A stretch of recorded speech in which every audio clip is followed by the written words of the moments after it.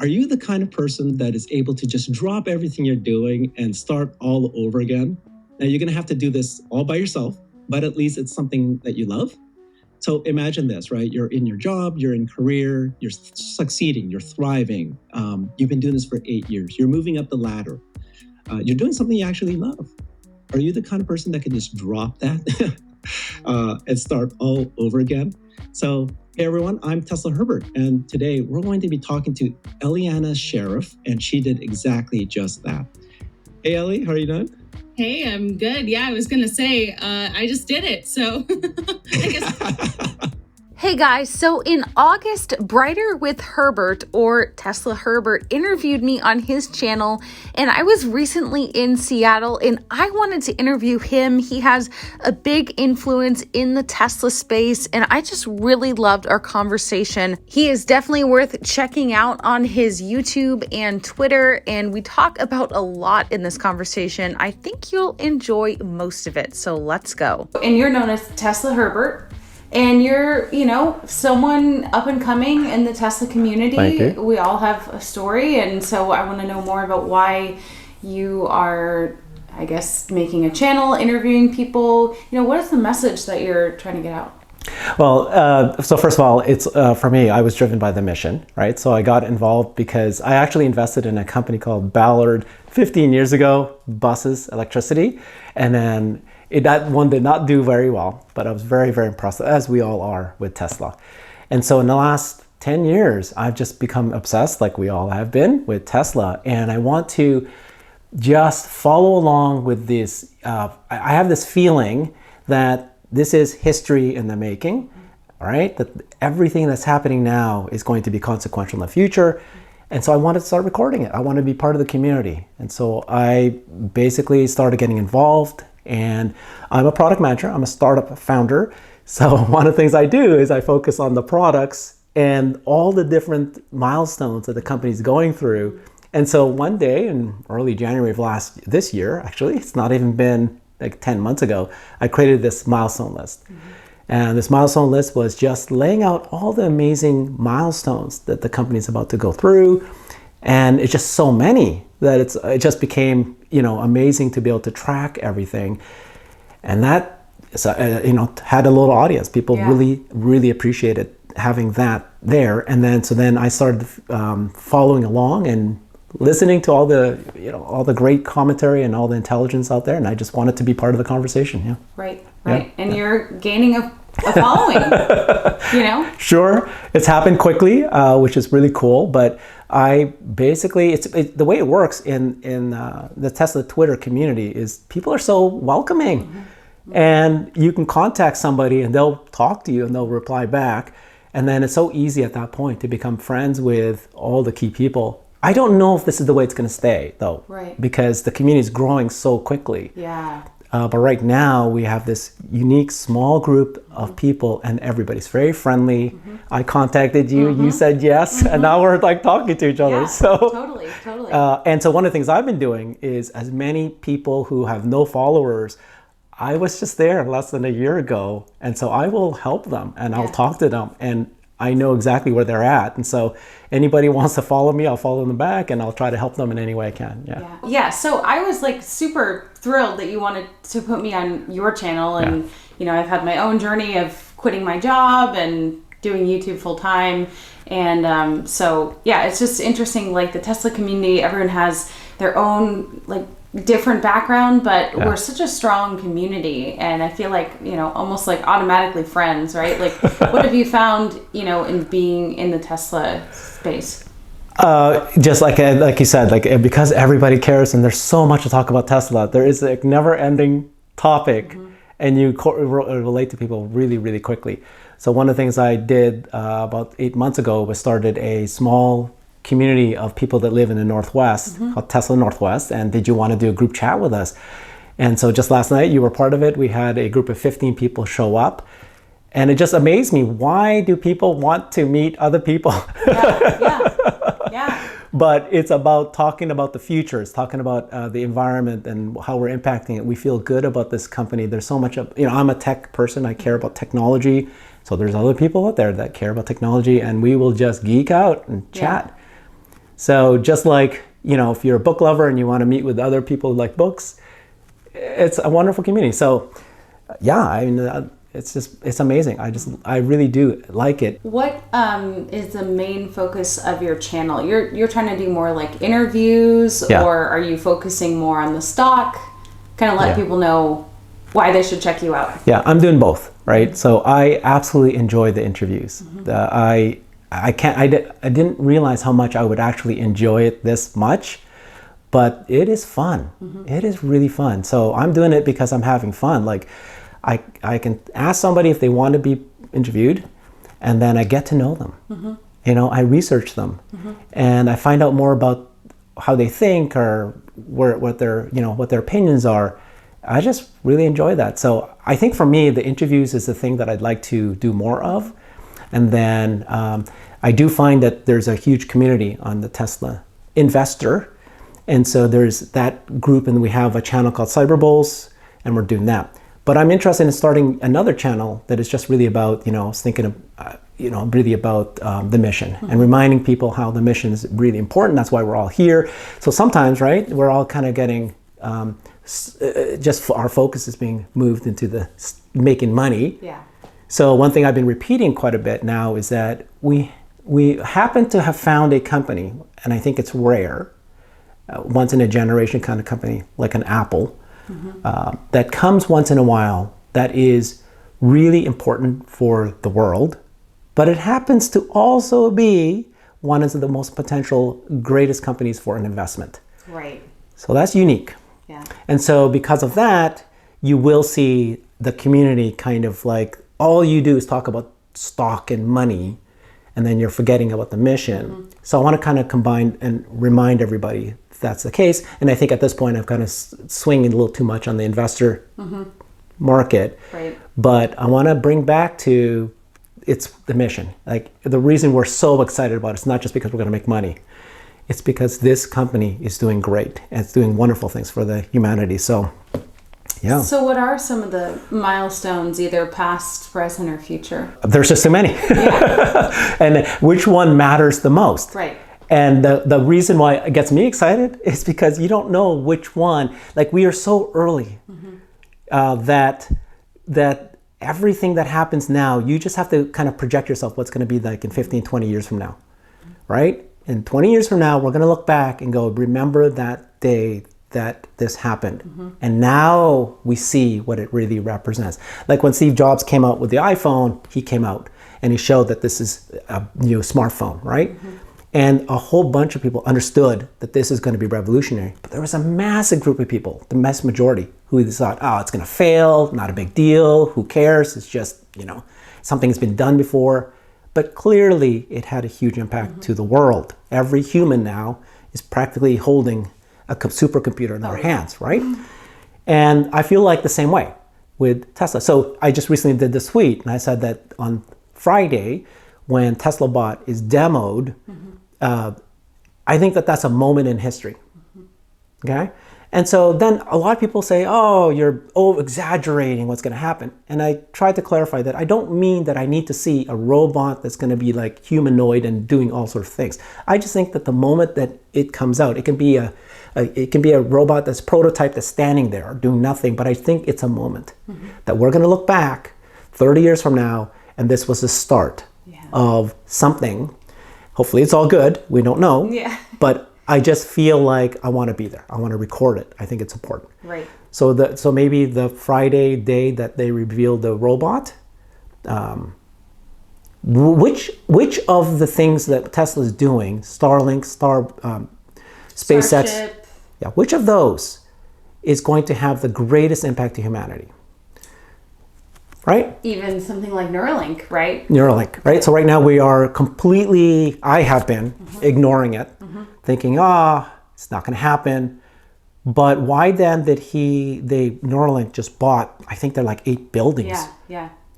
And I may go, are you ready for that? Like, why are you going to build a campus of 8 buildings at this point? It's not even barely working, monkeys and all that. But, he has this vision. It's massive. We don't see it. We think it's going to happen slowly. So one of the things I can see, and I know a lot of people who are Tesla community sees as well is the exponential growth. We understand exponential growth. The vast majority of people do not. Yeah. So they see, oh, it's taken this many long years for it to get here. It's going to take this long as well. You're looking for the rate of change and the rate of progress, and we've seen how it's happening quickly. So if you understand that, then you do have the danger of trying over guessing of what's going to happen, and it may not, but it's actually more likely that it will. Yeah. Well, like better late than impossible, or however he phrased it, right? That's right. Because it is. These are all really hard problems to solve, but I think they can all be done. And, the other thing that I've found as I've been more involved in this community is that there are a lot of haters and there is a lot of FUD. Yeah. Do you see a lot of that? Absolutely. Luckily, I'm coming in. We're all here now in 2022. The greatest amount of shorts, the greatest amount of FUD was happening 2018, 2019, 20. And so hats off to the early people like Omar and Kristen, Kim Paquette, all these guys who fought the fight. Yeah. Today, we are not seeing as much because they've, a lot of them have lost. But I think what's happening now is the haters of Elon. Elon is not helping himself. He's kind of like playing both sides, but also very controversial. Yeah. And there is hate. Yeah. And so I think I just focus on the company, the products, the milestones, and how that's going to impact humanity. And Elon absolutely is the reason why this is all happening. So hats off to him, and really thankful for him. And then try to ignore or just try not to get swept up into this whole thing. It's distracting. But that's a good question. That's a very good question. I kind of feel like people are too tied up in like Elon being the company. And, some people are saying they don't want to, or they're selling their Tesla or whatever, they give Elon all the credit or they don't. And it's like, there are so many people behind the scenes that maybe don't get enough recognition or, right. Elon just has so much power. It's almost too much for really anyone. Just like he tweets something and that is just, totally affected. Do you think that's too much power for anyone? No, I don't. I'm glad that it's Elon. At the end of the day, pluses and minuses add up together. I think if you step back and think about, the good that he's doing to the world is way more important than his stance. I do, however, totally understand the people who have, I've been asking this question so many times to so many people. It's like, at what point does Elon say or do something that is beyond your moral compass? And if it is, you're absolutely correct to not invest in the company, to not support it. You're perfect. I totally understand that. The question is at what point? And then if you look at it from a perspective of, let's say a political stance, okay, I get you. But if you look at it from a humanity stance, or, at the end of the day, who actually in this world actually does, who's great, who's best for the world and humanity than others. But so I get it. I get the people that are against him. And then it becomes the question of when you see somebody reply to you, is it about facts, or you're being, right? You're colored, your opinion is colored by your immediate reaction to, I don't want this person to succeed. And then that's why I say, I just simply go back to the company, the product, the milestones, right, and focus on that. Is full self-driving robotaxi going to be useful for the world? The 270,000 deaths that are happening on the streets today, right? The 2 to 3 million people who are injured every day. There is and there will be a time when that will be gone. And so let's do everything we can to support that, right? Regardless of a comment that a person makes or whatever, I feel like so many people are sleeping under a rock. Like we had the idea at dinner last night to do some MOS and go around and talk to people, man on the street interview. Man on the street. And I feel like if I were to go around, I don't know, somewhere downtown and say, what do you think of Robotaxi? Like, what do we guess? Maybe 10% of people would know what that is. Yeah. That concept? Right. You agree? Oh yeah, no, it's amazing how so few people know a lot. Yeah. And that's what we're doing, is we're trying to educate as many people as possible. One thing I discovered, and I know we talked about it already, is that when you do these YouTube videos, they're not catering to the Tesla Twitter community. Like that makes up less than 8-10% of the audience.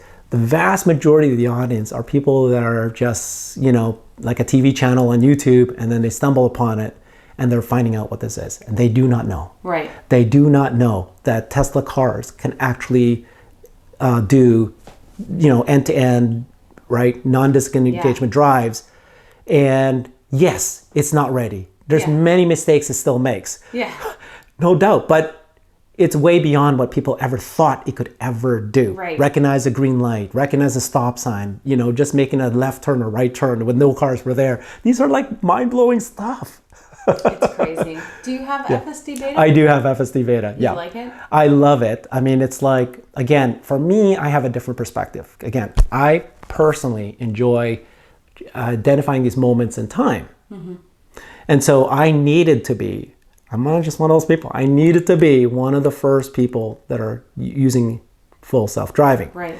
So I got in when there was like 2,000 to 3,000 beta testers. Wow. And even now, there's 100,000 beta testers, right? They're going to expand it to 200,000. But just stop. Stop and think. You are one of 200,000 people out of a world that has 7.5 billion people. And you are experiencing full self-driving. Major mistakes all over the place still. May not be able to reach Robotaxi, whatever you want to say, that's fine. But you are at the birth. Right. This is the beginning. Right. And this isn't not just Robotaxi, as we all understand. It's neural networks of self-learning. This is a program that's now learning on its own. Like, obviously, it's half and half. There's programmers coding things, but there's the vast majority is the system is learning on its own. It's got a supercomputer. All these neural nets are building on top of it. The neural nets are, they're building the brain and let the brain let it decide and learn what the decisions are. This is mind-blowing stuff. We're witnessing it. We're here, right? So that gets me excited, and then I want to share that with people to understand this is real. This is coming. Right. Well, and you know, since you know so much about product startup, and you know, this is like one case where you're paying for the product that's not completely there yet. Sure. But on the flip side, no one else is even close, right? So yeah, as an investment, I had my two brothers, and they both have Teslas. And they don't have FSD. And we were debating, and I'm sure this is a current debate right now. Should you or shouldn't you buy FSD? Okay, so if you are wanting to buy this because you want the car to drive yourself, it's not time, don't do it. Okay, it could be a few years before this could be useful for you. Okay, but if you look at it as an investment, I personally think that I'm gonna make my money back, and I'm pretty sure I can make it back now. So I put in, when I happen to pay $8,000 for mine, 2020 Model 3. But even if you buy today and you spend $15,000 today, the way I see it is that let's just go ahead and give people the benefit of doubt. Let's say Robotaxi doesn't happen for 10, 15 years. Let me give you that, okay? Regulation, it's just got too many edge cases, the March of Nines, agreed. 10, 15 years. But where will Robotaxi be in 5 years? So in 5 years, I paid $15,000 for this. People will then be able to see 3 years later, 5 years later, that it's going to happen. So they will want to buy your car, and they'll pay more than $15,000 at that point. So in my mind, if it's an investment, it's a good investment. But again, I get more way out of it more than just investment or utility. I feel like I just need it. That's me. Yeah. So it's not everybody else needs to do this, but I just enjoy the fact that this is moments in history happening in my lifetime. I want to be there. So let me ask you, like you're pretty young, but when the internet came out, I had that moment when I had my very first experience of clicking on a link on a Netscape browser. You know, that was a major moment for me. Like that was like, you can see where this is going to go. And that I enjoy those moments because they are life-changing. And we happen to be living in this time when every year there's something life-changing happening now. It's so accelerating fast. And then there's people complaining like, why isn't Robotaxi here yet? Right. It's only been 2 years that FSD came out. Oh, yeah. Or, let's say, fine, I'll give you 5 years when he was talking about autopilot and highways. Fine. Okay, it's 8 years ago. Whatever. This is Robotaxi. This is a car driving itself. Yeah. You were telling me, you were raised in Canada. You weren't born in Canada, but you were raised in Canada. That's right, yeah. What do you think about a Canadian gigafactory? I think it's going to happen, of course. Yeah. No, it's almost all the signs are there. The minister's already sort of was almost announcing it. There was a job posting that came out in Montreal. It makes sense because in that area there's mining. And so some of my friends, they are pontificating that every gigafactory that Tesla launches these days will be on top of a mine, right? So that it's like input minerals, output cars, batteries. And so they'll be making both batteries and the cars in the same factories, the gigafactories. It seems like it's going to happen, and it seems like it's the right place. One of the things I've been predicting for 8 months is that I said that there's going to be 4 gigafactories announced this year by December. So my milestones list, I only put 2, but personally I've been vocalizing, I think it's 4. Okay. And everybody said no, because they were still working on Gigafactory Berlin and Texas, and they weren't launched yet. So now those 2 are launched, and they, obviously it's a huge amount of work for them to focus on that. And it's going to take the rest of this year, maybe the second half of this year, next year, to actually make them profitable and scale up. That's a lot of focus. But they're going to announce 4 by the end of this year. So far they've announced 2. Expansion of Giga Texas, expansion of Giga Shanghai. Yeah. And then we're hearing that they're going to probably announce Giga Canada before the end of the year. Okay. Maybe Indonesia, maybe another location. And so we'll see, but these are just announcements. They're not, it's going to take them a couple of years to actually make it happen. But, Master Plan Part 3 is about extreme scale.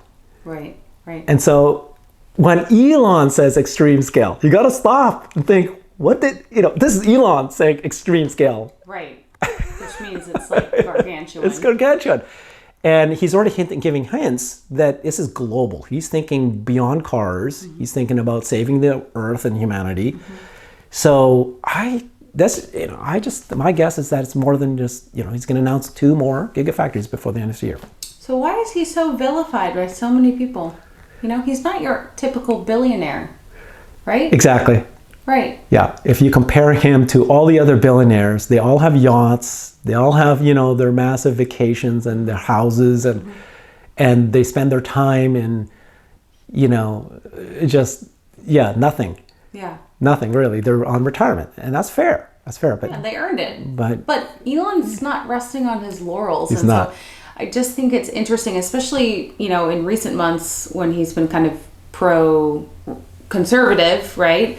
But look at his mission. It's so environmentalist, and so it's concerning to see the level of scrutiny. I mean, it seems like there's a tabloid about him every day. Yeah. Yeah.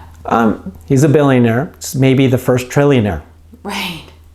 So you gotta question that, right? Yeah.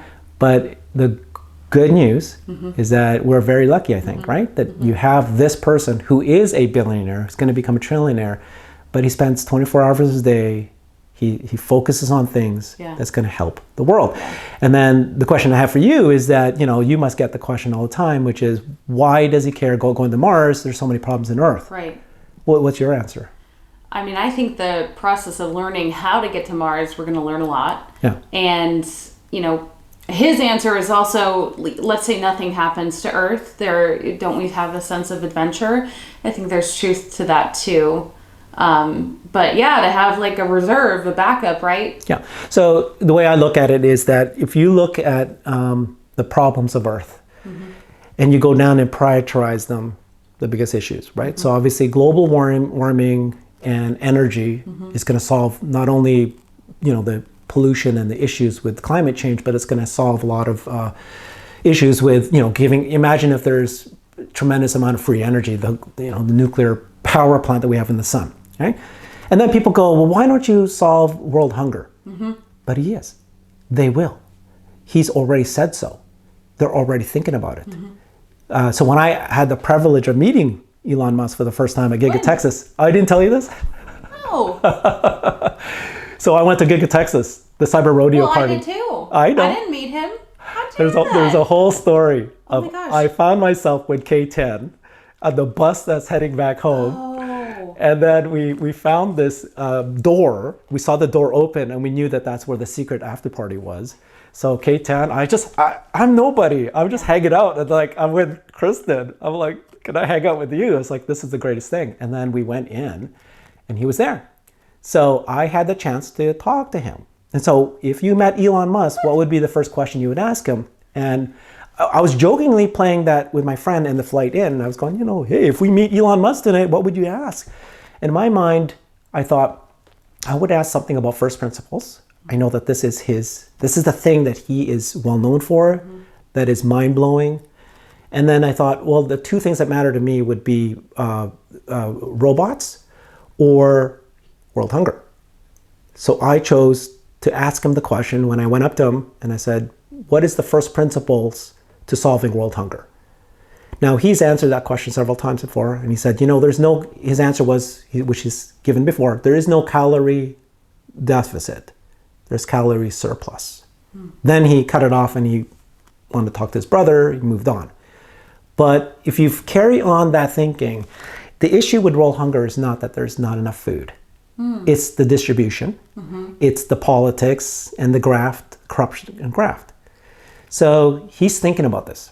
Yeah. Then I went to meet his brother and I talked to Kimball, whose whole life is about sustainability with food and right? Yeah. I asked him the question, are you working on solving world hunger? He said, yes, we are. So this vitriol that we hear from the public saying, why aren't you solving world hunger? He's busy solving some big major issues. He's going down his list. And if you think about when you go to Mars, you're going to need to figure out how to have food there. So so that is all going to come together full circle of how he's going to, and I don't have no knowledge of this stuff and I didn't study it, but my guess would be that some sort of way that every person at any location at any time can create their own food source and you get rid of all the distribution issues. Yeah. So something like that. A 3D printer for food, maybe? I don't know. Oh, that'd be cool. Right? Wow. First principles. But my point is that you have this person who has the means, who has the intelligence, who cares, and then you're questioning why they aren't solving this problem or that problem or this problem, but they're solving, I can name probably 10 things that they're doing now. They're amazing for humanity that you're ignoring. Yeah. Right? The Starlink communication for any human, and the number one reason why people are in poverty is they don't have access to internet. Yeah. People in the first world here, they have no idea the billions of people that don't have access to internet. Right? Yeah. They don't know that. Yeah. Starlink, this is this is your space. Yeah, this is your knowledge. That's why you're so interested in it. Yeah. And I totally believe in it, and I think it's wonderful. Yeah. But I do think we are quite sheltered, especially if you haven't even just traveled internationally to see. I don't think I've ever been to. Yeah. Well, I've been to poor parts of Mexico, but I've never been to anywhere other than that. And that was even eye-opening. But I feel like people, when they want to travel internationally, they want to go to Rome or and I'm like, I kind of want to go to India. I've heard that it's really quite an experience and culture shock and there's obviously great things there too. Yeah. And amazing food, I'm sure. But so announce more gigafactories. I even want to go to Shanghai and I can see you there. Yeah. I can see it happening. You're going to be man on the street, reporter on the street. That would be a little hard with the language barrier. Can you imagine? That'd be so cool. When did you invest in Tesla? Yeah, I started investing in 2012. Oh. Yeah. You're one of those. So I was one of those early birds. I mean, substantial investing? No. So what happened was, for me, again, I explained that I I started investing in a company called Ballard, which is buses that uses electricity, right, through hydrogen. But it was, the first investment I started thinking about that can help the environment. Why did it fail? It just didn't work. It didn't work, and it didn't have enough buses. They're still existing today. Okay. They're still around. It's still kind of working, but small numbers. But I pulled out. It didn't make my money. Yeah. Left it.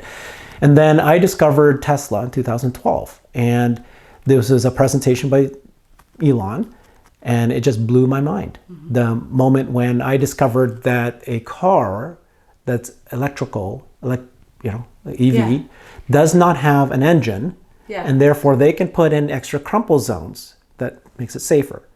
Because it doesn't have an engine, there's no service required. And the only two parts is the windshield wiper and the wheels. And then it just goes on from there. Oh, the battery is so heavy that you can't flip the car over. And because it's a battery, it's much faster torque. And I was like, my God, this is just crazy how many advantages it is. And then it's good for the environment. And he explained that. And then I got hooked by his vision of the world, right? And the mission. Yeah. And so I started investing in him, even knowing that this company was about to go under. At that time, they ran out of money. But then he said, I'm going to put in $95 million of my own money. And so I was there, watched that presentation, and I said, if you're going to put 95 million, I'm going to go and put in some money in myself as well. I was all in on Apple. And so it took me the next 8 years to finally start switching and moving it. Apple's an amazing company, very successful. They're growing well. Here's a company that is small, that can go bankrupt any minute, but the mission is what drove me, right? So I said, okay, I'm going to slowly keep putting in, and I believe in this company. I want it to succeed so badly. So that's sort of how I started getting involved. But I did not discover Twitter. Otherwise, I could be the next Dave Lee. I could have been like those guys that were like so involved and talking, but I did not do that. I was like staying in the background a little bit. You had the thoughts. You just weren't, putting them out there to the world. I think some of the issues is like, for example, I think I was the only one without a Tesla last night at the meet. They're expensive. They're expensive. So, there's not really an entry level Tesla yet, I don't think. And then also some people say, the range anxiety, is this really practical for a road trip, or if you are in a rural area, what would you say to those kind of arguments? Yeah, that's just fun. We're making this mainstream, right? We want everyone to have EVs, but maybe not everyone can have a Tesla right now. No, they can't. So the argument about range anxiety, it's a true argument, and you have to believe that you are, if you have to kind of remember how far you typically drive. So in my family, I do have one gas car and I do have one EV, but I'm going to now switch it to two because I understand now that there is no range anxiety anymore. But the question I ask people who have gas cars is that you're worried about range anxiety, which is absolutely a true concern. Yeah. But aren't you worried about gas price anxiety? And don't you have service anxiety? So I have major service anxiety. Every car I've ever bought has had issues that I have to bring to the dealer and tell me whatever price I have to pay. I have no idea if I'm supposed to pay. Oh, is it $3,000? Okay. Oh, is it $4,000? And I have had to pay these amount of dollars.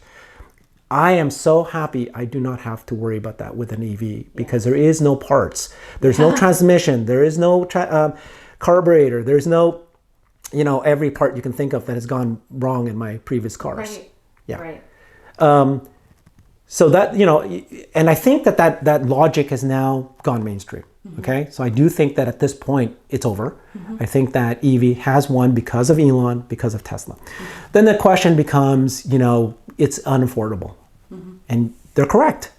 Now there's a variety of reasons why this happened, right? So I'm a product guy. I've launched products before. When the first cell phone came out, right? You remember that scene with Wall Street? I don't know, maybe you're too young, but Charlie Sheen had this thing. He was on the beach. The cell phones are this big. And like they're handheld, right? Yeah. They're this big. I've seen and it. some of them came from suitcases at the early beginnings. And so those things were like $3,000. Oh my God. So then people go, well, why are you making that? It's only for the super rich to have it. But that's how technology works. You launch a thing that costs $3,000, And that's why they did the Roadster first, and then the Model S, now the Model 3. Right. Now, when the Model 3 came out, it was supposed to be kind of a lower price car.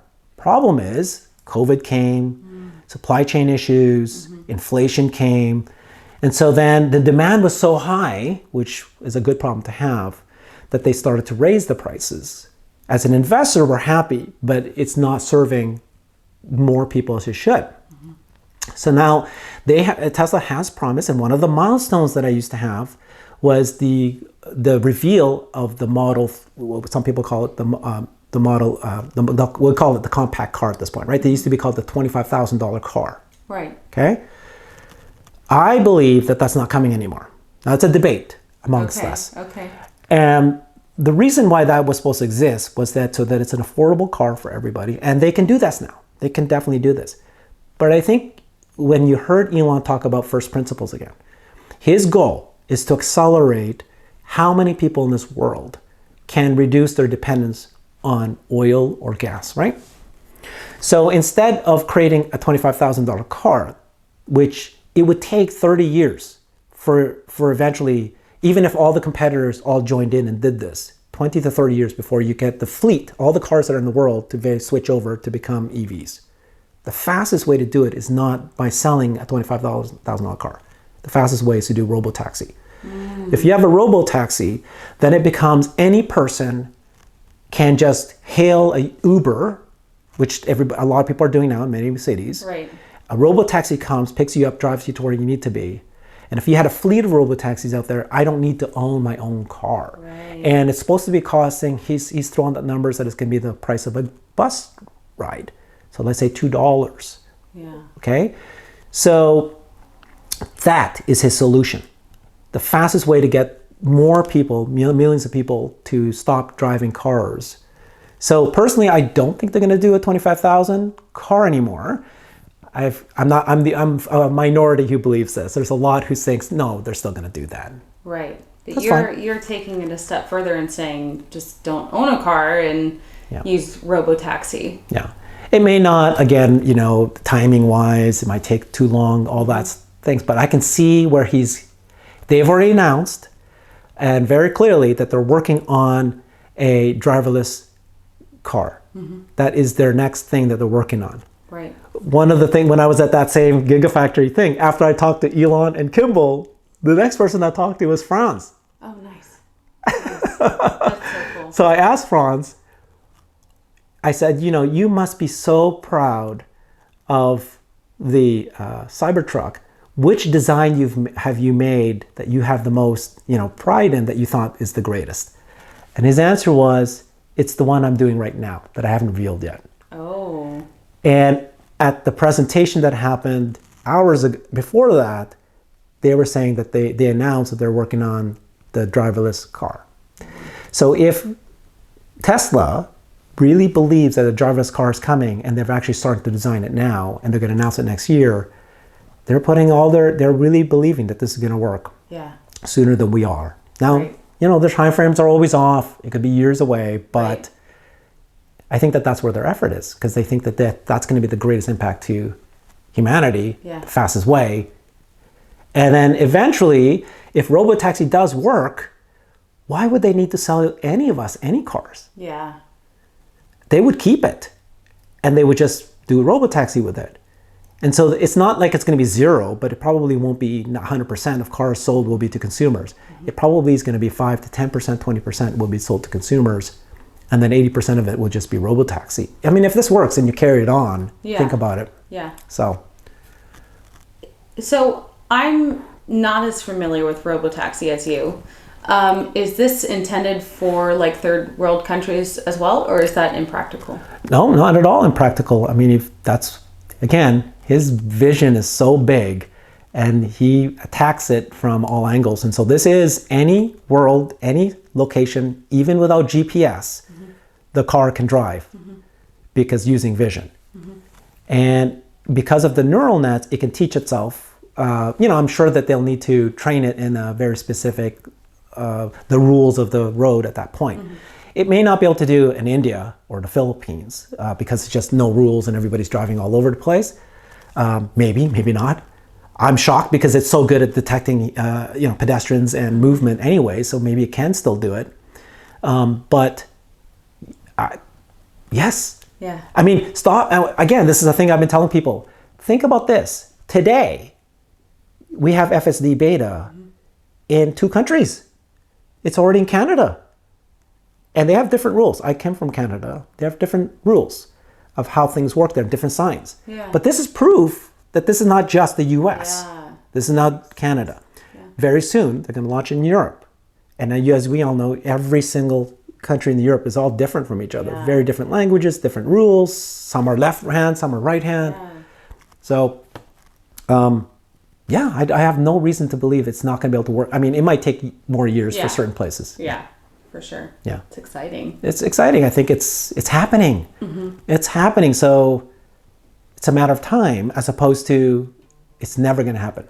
Right. The big question is when, because, I did some FSD beta test drives. I don't have a Tesla, so getting familiar with that. And it was kind of scary, some of there's this really busy intersection. I thought, should we even do this? And it did great both times. And then I realized, there is still a driver, so, they can take over. But it was like, oh my gosh, do I really trust this? Do you ever get scared, do you think? All the time. Okay. It's not ready. Yeah. I mean, I think that, I think it's a matter of, again, perspective of what your expectations are.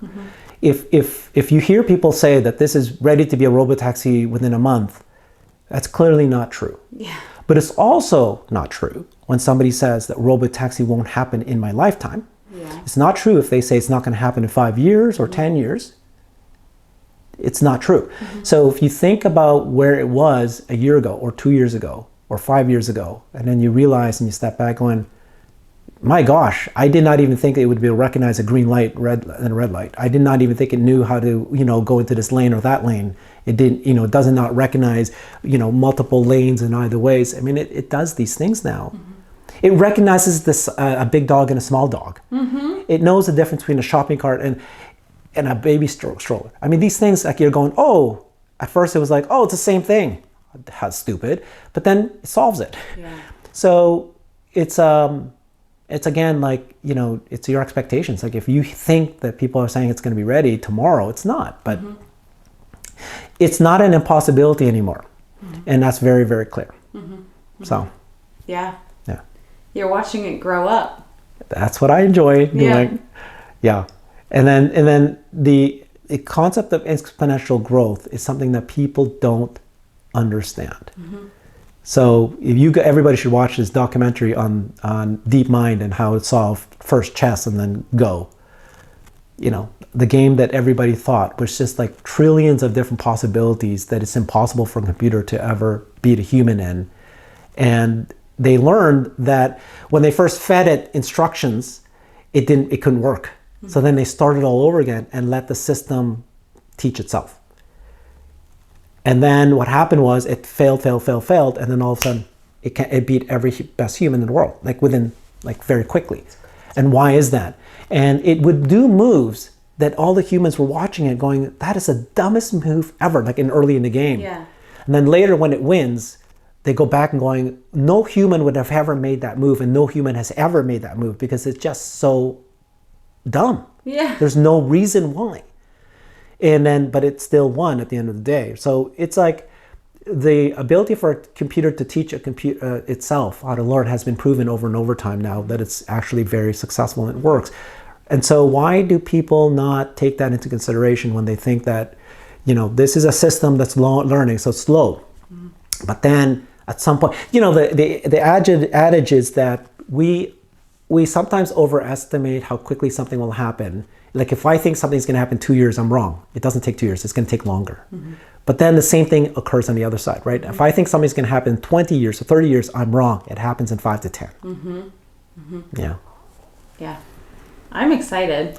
That was really one of the big, catalysts for me quitting my job too, is just seeing that all of this is really at the beginning. And I'm like, I don't want to miss it. I don't want to be on the sidelines covering some city council story that I don't care about and miss, a launch of Starship or something. So Yeah. Yeah. I mean, I loved you, and I thought you're awesome because you are reporting on technology, space, and it's right timing. This is like every single, who knows this? Yeah. How many people know that the rocket's being launched every week?